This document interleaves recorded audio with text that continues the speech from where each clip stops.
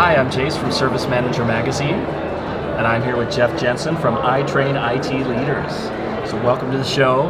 Jeff and I have actually met before. Yeah, we've been in touch really over the last year because we bumped into each other at last year's Peak Conference. So this is one of the rare interviews where I could say this isn't the first time we're meeting right here on camera. Yeah.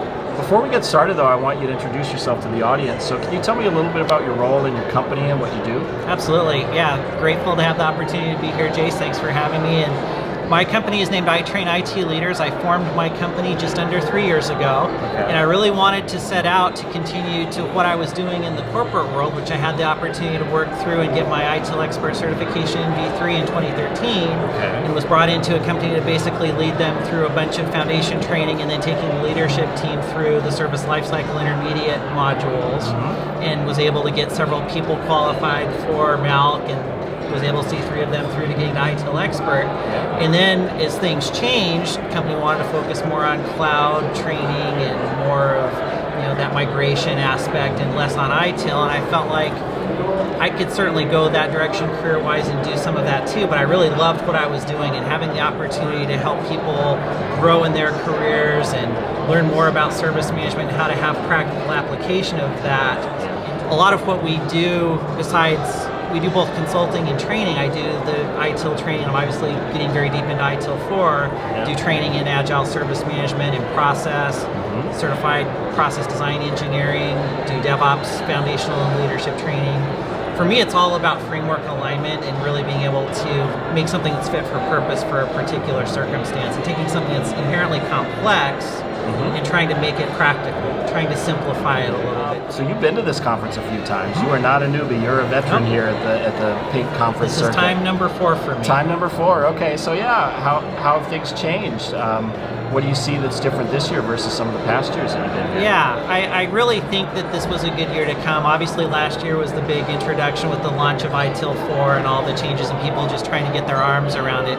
What I'm seeing in this conference is really people struggling, thinking, working on, still potentially across a lot of the people I'm seeing in the classes not having a super high level of maturity yet, but trying to get their arms around how do I really get the bigger picture? How do I think more outside in from a customer point of view? How do I get that top-down leadership support to do what I'm doing instead of this being just a grassroots effort that eventually shows some type of ROI and then leadership will buy into it? I think from my personal perspective, you have to have both the top-down and the bottom-up aspects happening together. But at the same time, I really think ITIL 4 has the opportunity to not just be about IT service management anymore.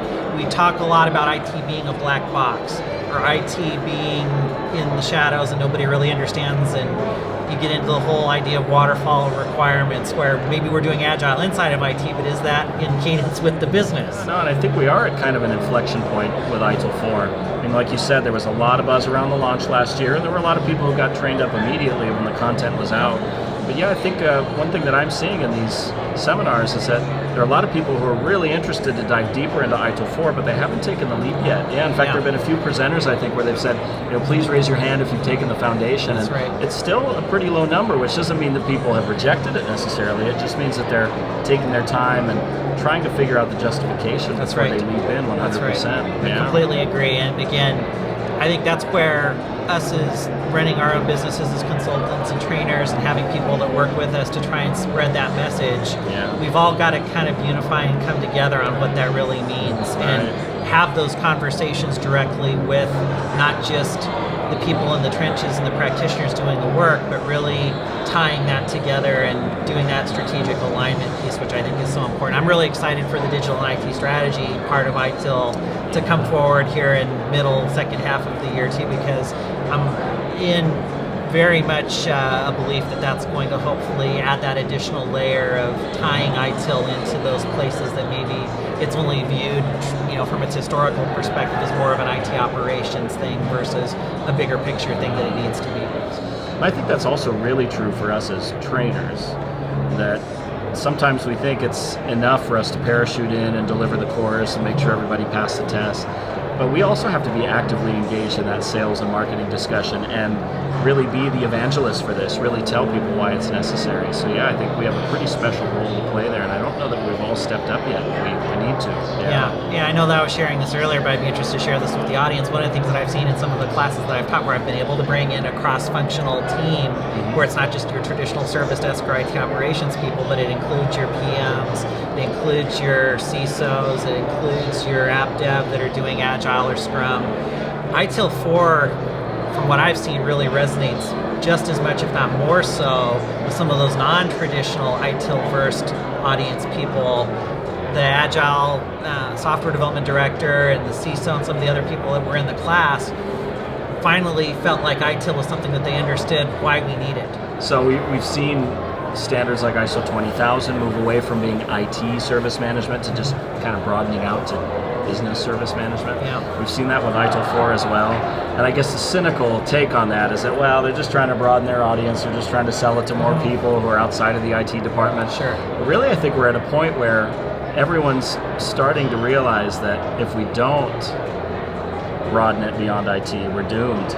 Yeah, I mean, we really have to be willing to communicate with people outside of what we do and sell it to them and really pitch the value effectively. Yeah, absolutely, and I think when we go in as trainers and teach the class, that's one of the first messages that needs to be discreetly and intentionally stated is the business doesn't necessarily need traditional internal IT other than maybe supporting the legacy systems that nobody else knows how to supporting, where they can go off and find suppliers and go out in the cloud and find their own IT providers and provision that almost as a commodity now. Yeah. And you don't necessarily, you run the danger of becoming extinct, I think, or becoming less and less important. And some of the companies I consult with, you see where they're trying to do that transformation.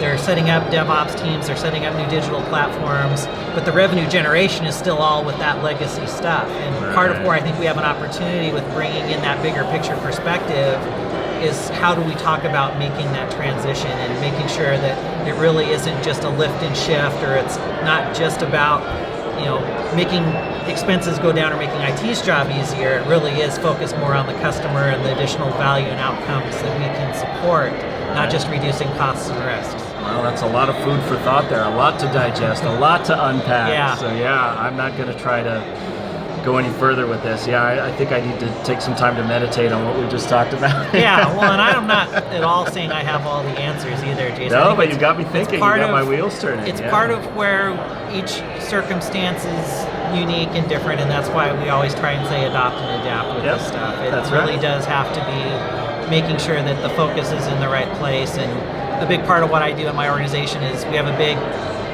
process improvement and continual improvement focus, but that's got to be tied back to the overall organizational strategy. Just doing things like vision and measurements and having that alignment, having critical success factors that you are measuring, and you understand not just what does my team need to do to be successful, but what do I need from other teams and my other stakeholders in order to get where we all need to be, and do we really have that shared vision and those shared goals? A lot of organizations, unfortunately, still are just trying to say, I'm removed from the customer, I'm going to focus on what I need to do, and if I do that successfully, I'm happy, and that's somebody else's job to worry about. And I think hopefully we can reach through some of those issues too and have the opportunity to use ITIL 4 to break down those silos and get people thinking more end-to-end about some of those aspects too, and understand the role they need to play in the overall system.